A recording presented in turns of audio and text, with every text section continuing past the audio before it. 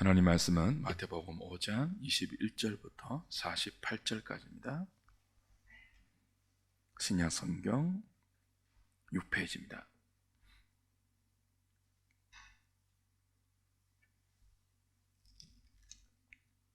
본문이 조금 긴데요. 마태복음 5장 21절부터 48절까지 제가 한 절, 여러분이 한 절 교독합니다. 옛사람에게 말한 바 살인하지 말라. 누구든지 살인하면 심판을 받게 되리라 하였다는 것을 너희가 들었으나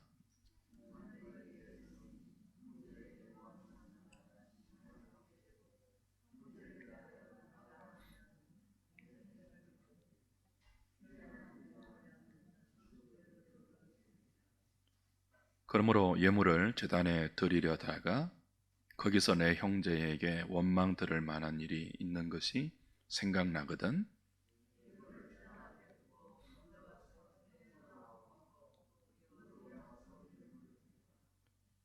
너를 고발하는 자와 함께 길에 있을 때에 급히 사화하라. 그 고발하는 자가 너를 재판관에게 내어주고 재판관이 옥리에게 내어주어 옥에 가둘까 염려하라.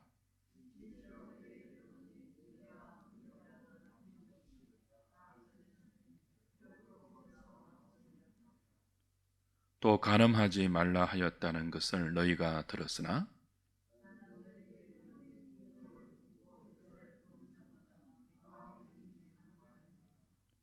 만일 내 오른 눈이 너로 실족하게 하거든 빼어내 버리라. 내 백체 중 하나가 없어지고 온몸이 지옥에 던져지지 않는 것이 유익하며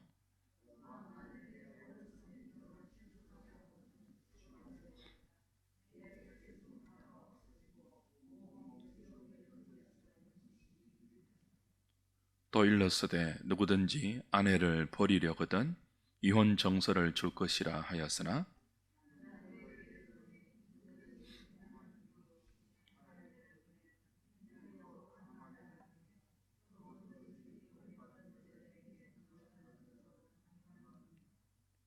또 옛사람에게 말한 바 헛맹세를 하지 말고 내 맹세한 것을 주께 지키라 하였다는 것을 너희가 들었으나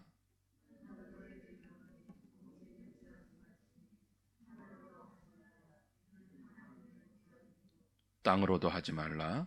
이는 하나님의 발등상임이요 예루살렘으로도 하지 말라. 이는 큰 임금의 성임이요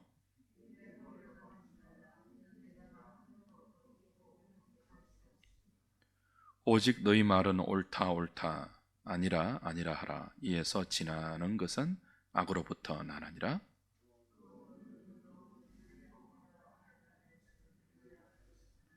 나는 너희에게 이르노니 악한 자를 대적하지 말라. 누구든지 내 오른편 뺨을 치거든 왼편도 돌려대며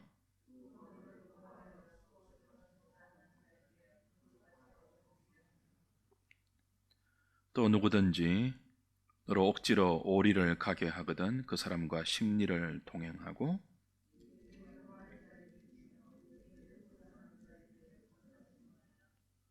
또 내 이웃을 사랑하고 내 원수를 미워하라 하였다는 것을 너희가 들었으나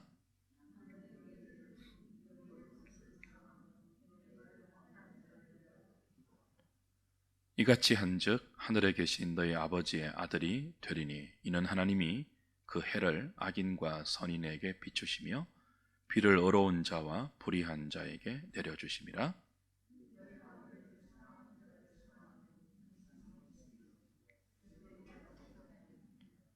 또 너희가 너희 형제에게만 무난하면 남보다 더하는 것이 무엇이냐? 이방인들도 이같이 아니하느냐? 그러므로 하늘에 계신 너희 아버지의 온전하심과 같이 너희도 온전하라. 아멘.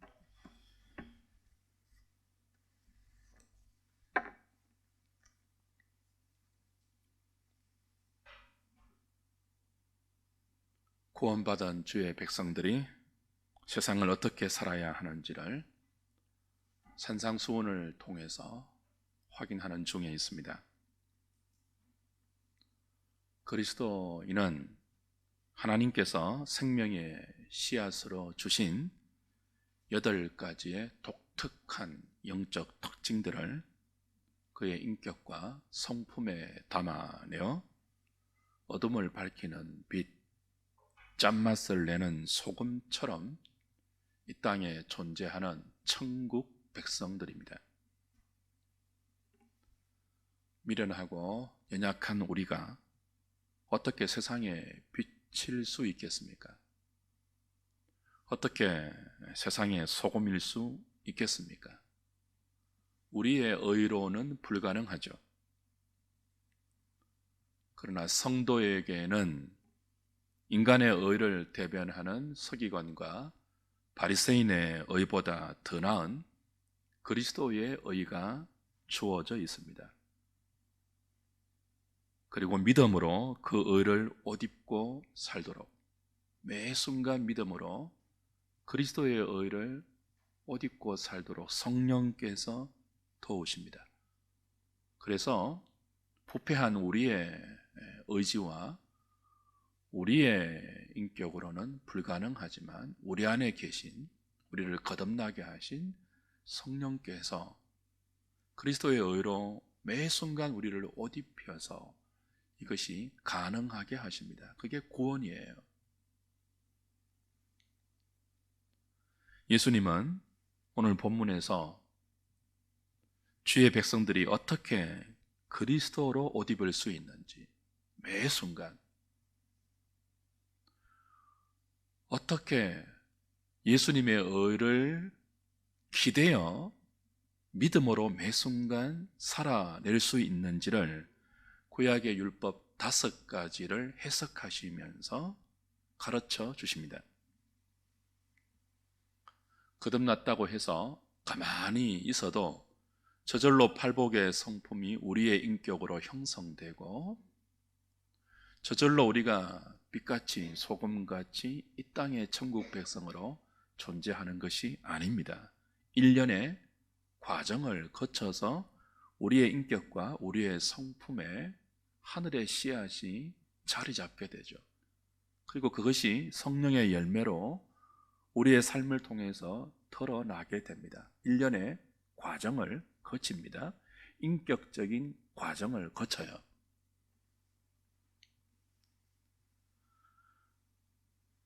가장 먼저 모든 성도는 하나님께서 당신의 성품을 담아서 주신 계명과 율법과 말씀들을 자기 삶의 표준으로 대합니다. 이게 중요해요.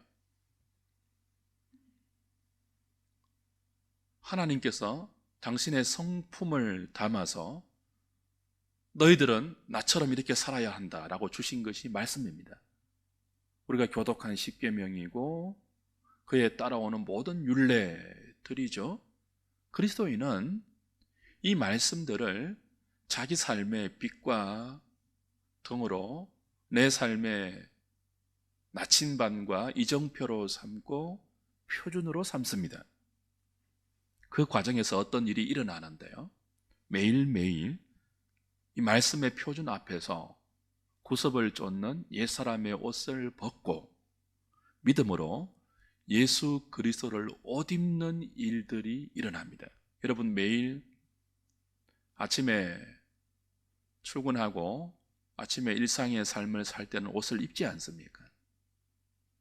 그날에 적당한 옷을 입는다고요. 그리고 일상을 살아내고 집으로 돌아오면 옷을 벗죠. 집에서 입기에 편한 그런 옷으로, 잠옷으로 다 갈아입지 않습니까? 매일 옷을 벗고 매일 옷을 입는 것이 정상적인 삶이에요. 영적으로도 그리스도인은 하나님의 말씀 앞에서 매일 이와 같은 일들이 우리의 일련의 인격적 과정으로 형성됩니다. 매일 무엇을 벗죠? 말씀 앞에서 여전히 구습을 쫓는 옛사람의 형태가 나에게 있다는 것을 알고 그것을 벗는다고요. 믿음으로. 그리고 어떻게 합니까? 벗고 그냥 있습니까? 그렇지 않죠. 그리스도가 옷 입혀주시는 예수님의 의로 옷을 입습니다. 새 사람의 옷을 입죠. 이게 생명의 역사입니다. 매일 일어나는 생명의 역사예요. 그리스도인들에게. 서기관과 바리새인은 하나님의 말씀을 받았습니다. 그 말씀을 해석하고 그 말씀을 가르치는 전문가들이에요. 그런데 이 사람들은 이 일에 실패했습니다. 이들은 말씀의 표준을 낮추었습니다. 그리고 율법을 다 지켰다고 하면서 스스로 예수님 없이도 어려운 사람이라고 자부하는 자리로 달려갔죠. 허망하죠. 예수님 없이 어렵다. 예수님 없이 하나님이 제시하신 삶의 표준으로 내가 도달할 수 있다. 그렇게 선포한 사람들이거든요. 그런 자신을 세상 앞에서 보란 듯이 자랑한 사람들이거든요. 그런데 사랑하는 여러분, 정말 하나님의 말씀을 내 삶의 표준으로 대하고 살면 이게 가능할까요?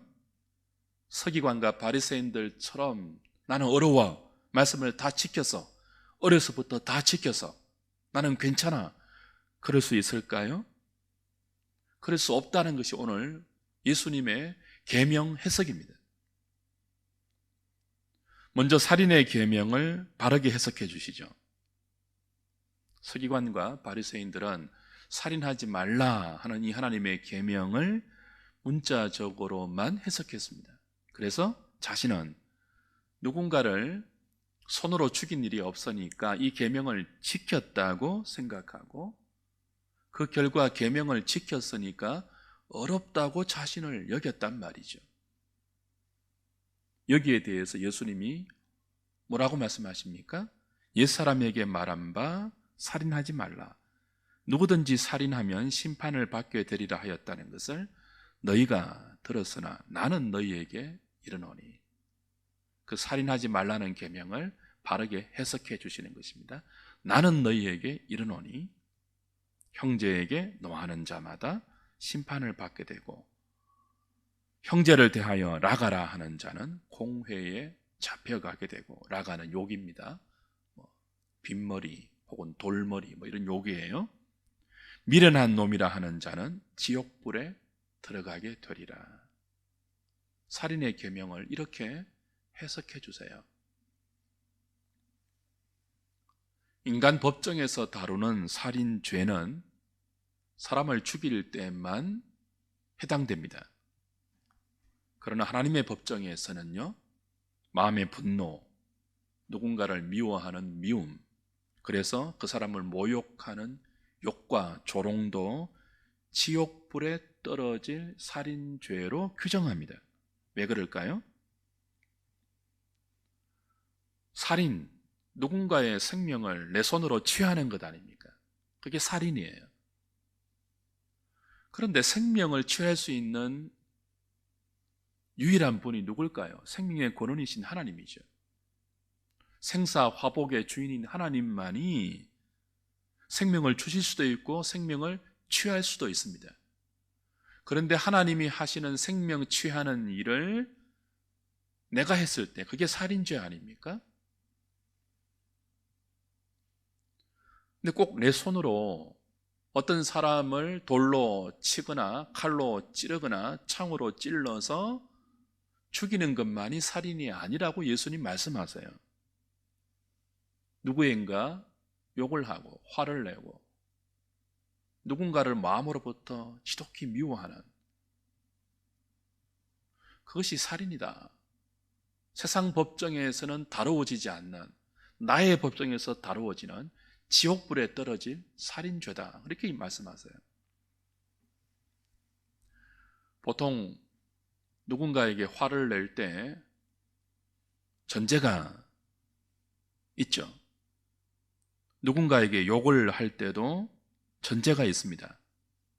그 사람은 욕을 들어 마땅한 사람이고 나는 욕해도 되는 사람이라는 전제가 깔려 있습니다. 나쁜 놈이라고 할 때, 누군가에게 나쁜 놈이라고 화를 내고 욕할 때 저 사람은 나쁜 사람이고 나는 저 사람과 같이 않아서 착한 사람이어서 저 사람을 향하여 나쁜 놈이라고 욕할 수 있는 자격이 있다는 전제가 깔려 있잖아요. 나도 똑같이 나쁜 사람이라고 생각하면 누군가에게 나쁜 놈이라고 손가락질 하면서 화를 내고 욕하지 못할 거예요. 그래서 누군가에게 화를 발했다, 누군가를 조롱하고 욕했다 라는 것은요, 이미 그 사람에 대한 심판권을 내가 행사한 것입니다. 나쁜 놈, 좋은 사람, 그 좋음과 나쁨의 기준을 누가 정했습니까? 내가 아니잖아요. 하나님이잖아요. 그러니까 누군가를 욕했다면 이미 하나님의 기준과 그 기준의 저음에서 심판하는 심판권을 내가 행사한 교만한 죄를 짓는 거예요. 나아가서 그 사람에 대한 생명의 찬탈권, 그 인격을 배려하고 존중하는 것이 아니고 그 사람을 만드신 생명의 주인이신 하나님의 권리를 내가 빼앗아와서 그 사람을 죽일 수 있는 자리까지 얼마든지 화난 상태에서, 미워하는 상태에서 갈 수 있다는 거죠. 미움과 분노와 욕은 살인의 동기입니다. 그리고 이미 그 자체로 상대방의 생명과 존재를 존중하지 않은 인격 살인에 해당됩니다. 인터넷에 악성 댓글 다는 것, 그 때문에 죽는 사람 있잖아요. 그 욕하는 것, 어떤 사람을 향하여서 정제되지 않는 화를 표출하는 것, 끝없이 그를 미워하는 것, 이건 이미 하나님의 형상으로 지어진 그 사람의 인격과 그 사람의 존재 자체를 배려하지 않는,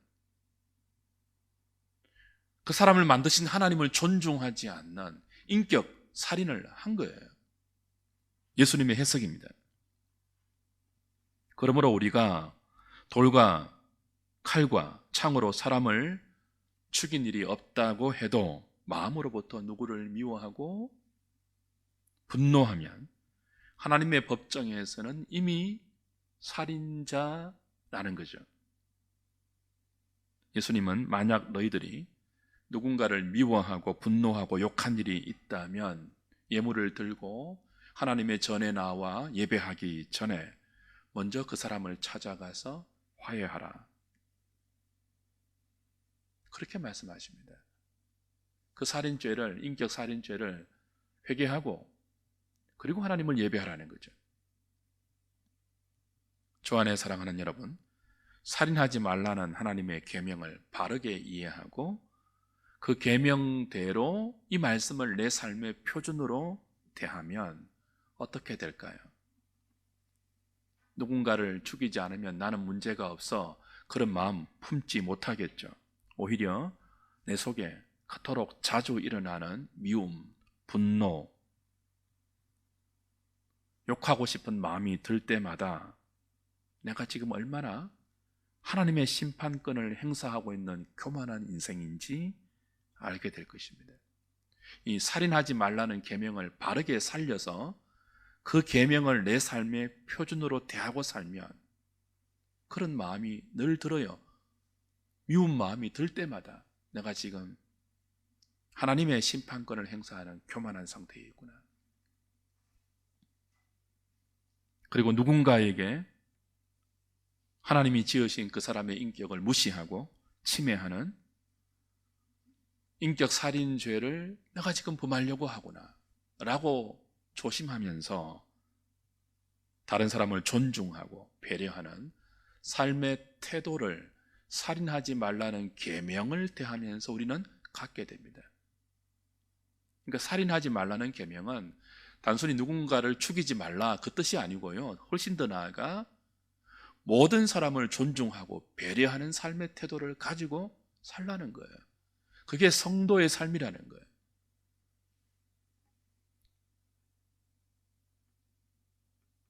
그러면 화를 낼 때마다 우리는 양심의 가책을 받겠죠. 여러분 어떻습니까? 누군가를 욕하고 화내고 손가락질하고 막 분노하고 미워할 때 이건 당연한 거야. 내 감정에 솔직해야 돼. 라고 하면서 그걸 당연히 감정 표출하시겠습니까? 아니면 양심의 가책을 느끼겠습니까? 당연하다고 생각하는 세상과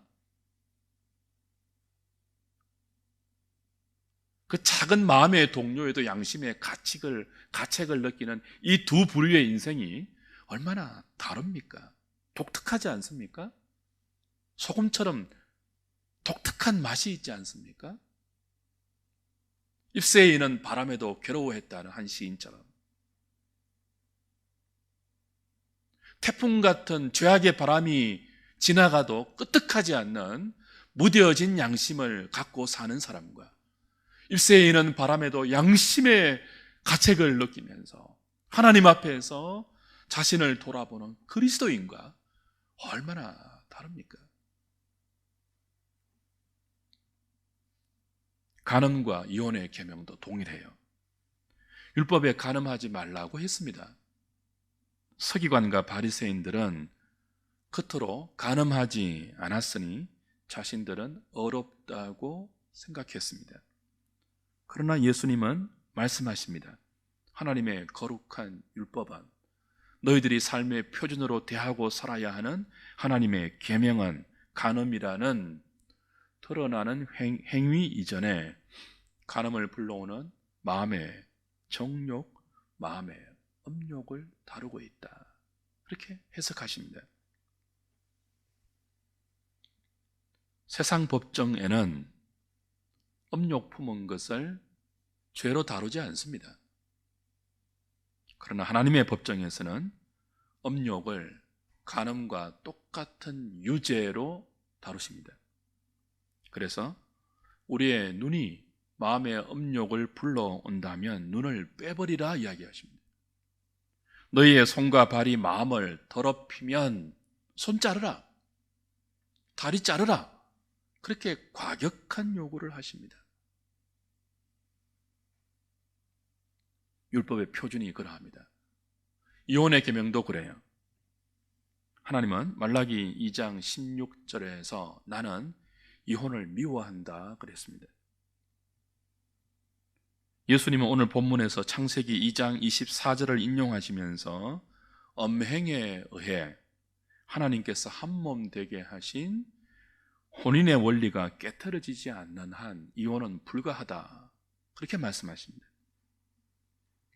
그러나 서기관과 바리새인들은 이 이혼 계명을 다르게 해석해서 이혼 정서만 서줄 수 있다면, 간음하지 않고도 이혼 정서만 갖고 있다면 얼마든지 이혼할 수 있는, 그래서 그 이혼 정서를 이용해서 합법적으로 간음할 수 있는 길을 열어놓았습니다. 하나님의 법정에서 이들은 그냥 이혼만 한 사람이 아니고 간음한 자로 다루어집니다. 주님의 해석입니다. 이어지는 맹세의 계명을 보십시오. 모세의 율법은 문자적으로 헛된 맹세를 하지 말고 주님께 한 맹세는 지키라 그랬죠. 레위기 19장 12절, 민수기 30장 2절, 신명기 23장 21절 이하 여러 계명에서 맹세의 계명을 주셨어요. 그러나 주님은 이 맹세의 계명을 바르게 해석해 주시죠. 너희들은 아예 맹세하지 말라, 옳다 아니다만 하라 그러십니다.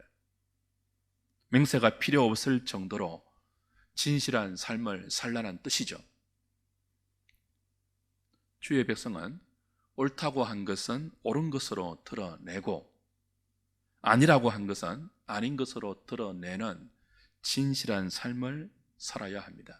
맹세가 필요 없는 진실된 삶, 그것이 하나님의 성품을 담은 율법이 우리에게 요구하는 그리스도인의 합당한 삶입니다. 복수에 관한 계명은 어떻게 해석해 주십니까? 율법에 드러난 문자상으로는 눈은 눈으로, 이는 이로입니다.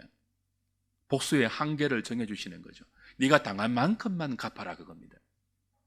그 이상을 넘어가지 말라는 거예요.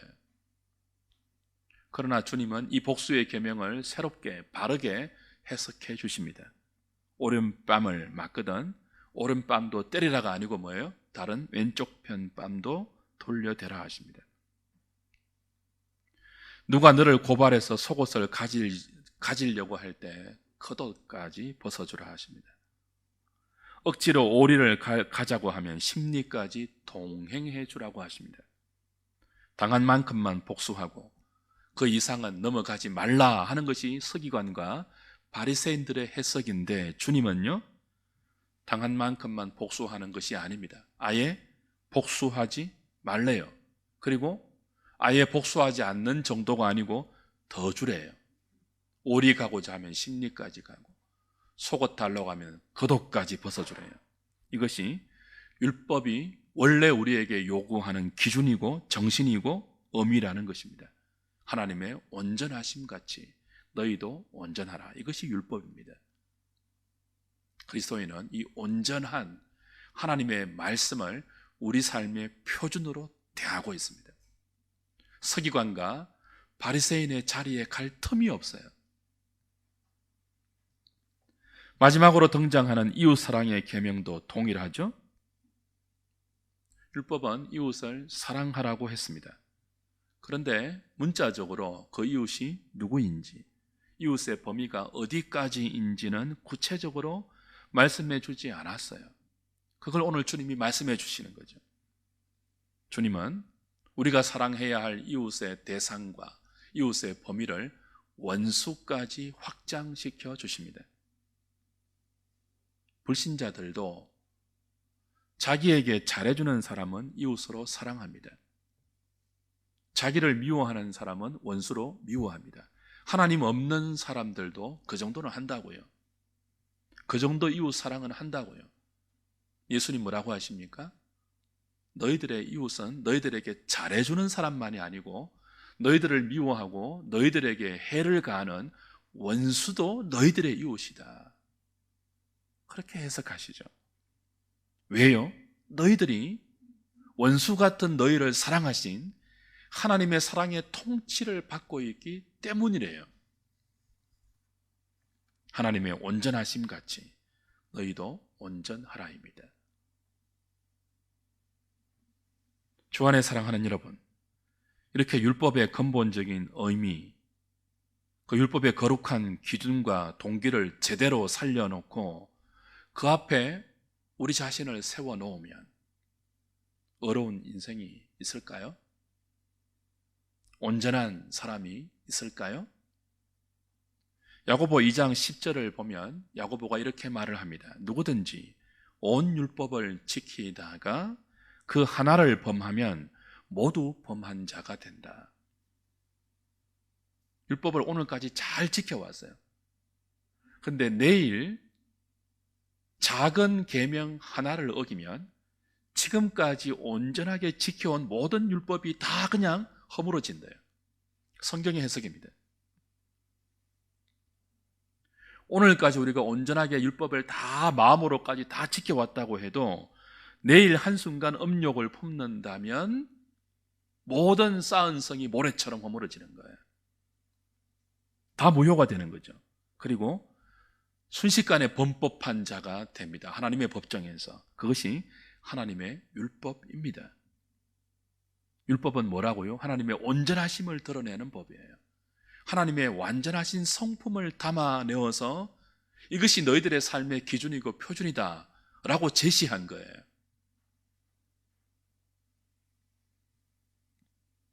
바리새인들처럼 나는 사람을 죽이지 않았으니까, 나는 이웃의 여자를 범하지 않았으니까, 나는 계명을 지킨 어려운 자다, 그렇게 자신을 규정할 수 있을까요? 그런 자신을 아무 양심의 가책 없이 사람들 앞에서 내세워 자랑할 수 있을까요? 결코 그럴 수 없죠. 마음에 살인하지 않는 인생이 어디 있겠습니까? 하나님의 율법의 표준 앞에 간음하지 않는 인생이 어디 있겠습니까? 하나만 어겨도 다 어긴 것이 되는데 도대체 온전한 인생이 어디 있겠습니까? 눈을 뽑으면 온전해질까요? 손을 자르면 완전해질까요? 도대체 우리의 다리가 몇 개 정도 되면 다 잘라내고 완전한 인생이 될 수 있을까요? 아니, 손발 수천 개를 잘라낸다고 우리 마음에서 솟아나는 미움과 분노와 화와 정욕과 못된 생각들을 완전하게 누를 수 있을까요? 맹세가 필요 없을 정도로 진실한 사람이 우리 중에 있는가요? 누가 나에게 악한 짓을 하고 말도 안 되는 해를 입힐 때 복수하지 않을 뿐 아니고 원수까지 사랑하라는 말씀에 순종해서 다른 편 뺨까지 돌려댈 사람이 있을까요? 누가 나에게 억지로 오리를 가자고 할 때 기꺼이 심리까지 동행해 주는 사람이 있습니까? 한두 번은 하겠습니다. 저는 한두 번은 할 수 있을 것 같아요. 억지로. 근데 율법은요, 한두 번이 아닙니다. 늘, 항상, 언제나 끝까지 그렇게 하래요. 늘 한쪽 뺨을 맞으면 다른 뺨도 돌려대래요. 3번이 아니고 4번이 아니고 영원토록 그렇게 하래요. 하늘에 계신 아버지의 온전하심 같이 땅에 사는 너희도 온전하라. 그것이 율법입니다. 온전함, 우리의 목표이죠. 거룩함, 내가 거룩하니 너희도 거룩하라. 교회의 목표이죠. 우리의 표대입니다. 저는 그 온전함을 사모합니다. 저는 그 거룩함을 사모합니다. 그러나 사모해서 그렇게 살려고 할 때마다 넘어지고 실패합니다. 좌절합니다. 10번을 성공하다가도 한 번 실패하면 온전한 것이 아니기 때문이죠.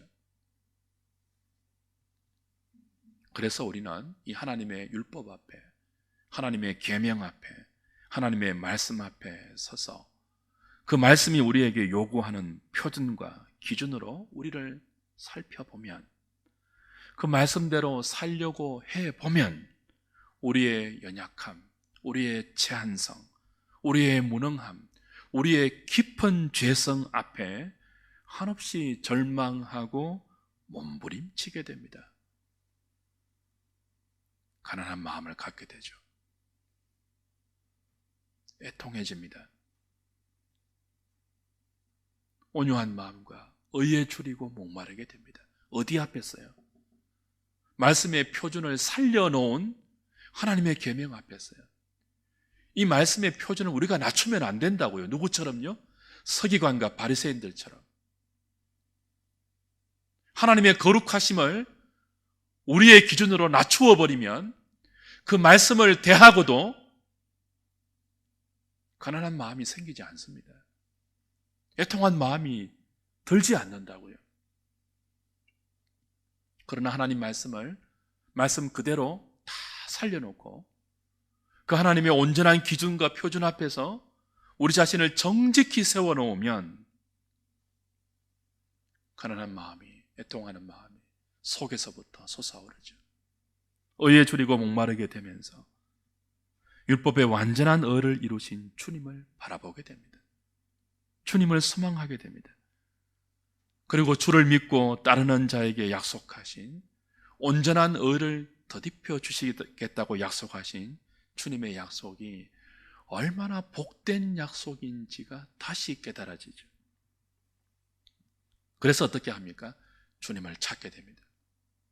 주님을 부르게 됩니다. 주님을 붙들게 됩니다. 주님을 따라가게 됩니다. 그 주님을 의지하고 사랑하게 됩니다. 그것이 예수님으로 옷 입는 거예요. 그것이 서기관과 바리새인보다 더 나은 예수 그리스도의 의가 우리에게 믿음으로 입혀지는 거예요. 천국은 우리의 옷으로, 우리의 의로 결코 서지 못하는 곳입니다. 예수 그리스도로 옷 입지 않으면, 주님이 입혀주신 주님의 의로 우리가 덧입지 않으면 하나님 앞에 설 수 없는 것이 인생입니다.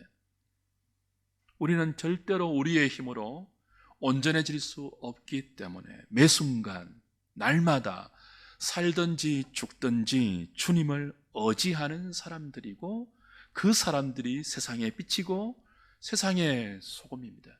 그 사람들이 복된 팔복의 사람들이에요. 예수님으로 옷 입는 사람들.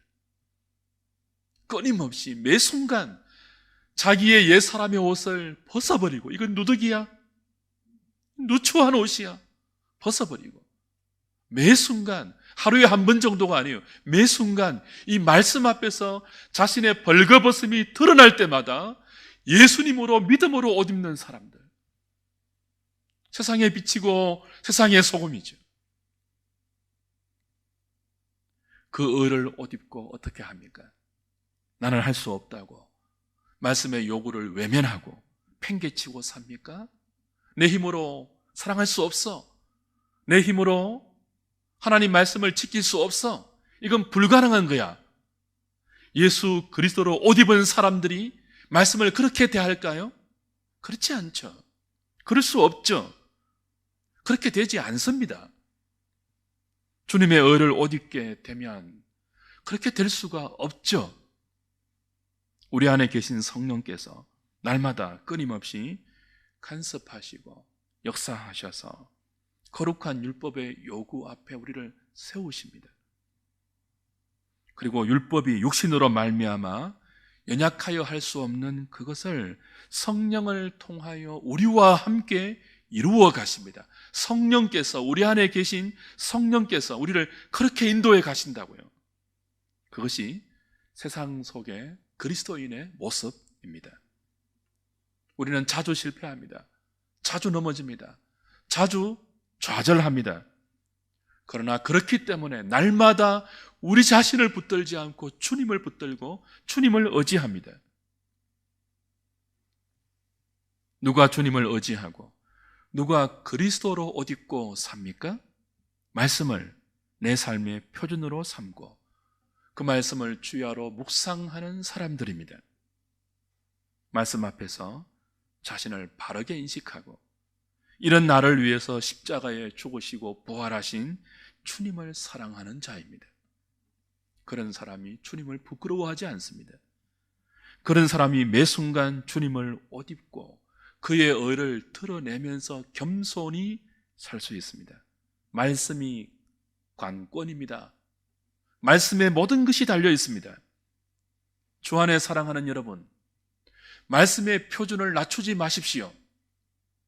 말씀 속에 담겨진 온전함과 거룩함의 요구를 외면하지 마시고 살아내어 보십시오. 벌거벗은 자신이 발견될 것입니다. 가난하고 애통하고 온유한 마음으로 주님을 찾게 될 것입니다. 서기관과 바리새인의 의보다 나은 그리스도의 의를 사모하면서 청결한 마음으로 하나님을 보는 믿음과 소망과 사랑의 사람으로 자리 잡게 될 것입니다. 내 주 예수 그리스도를 아는 지식이 가장 고상함을 알고 그 전에 우리가 자랑하던 모든 헛된 것들을 분토처럼 배설물처럼 여기게 되는 날이 올 것입니다. 이 믿음의 자리, 이 소망의 자리, 이 사랑의 자리로 말씀 붙들고 잘 달려가는 저와 여러분, 우리 모든 한우리 식구들 되시기를 주님의 이름으로 축복합니다. 기도하겠습니다.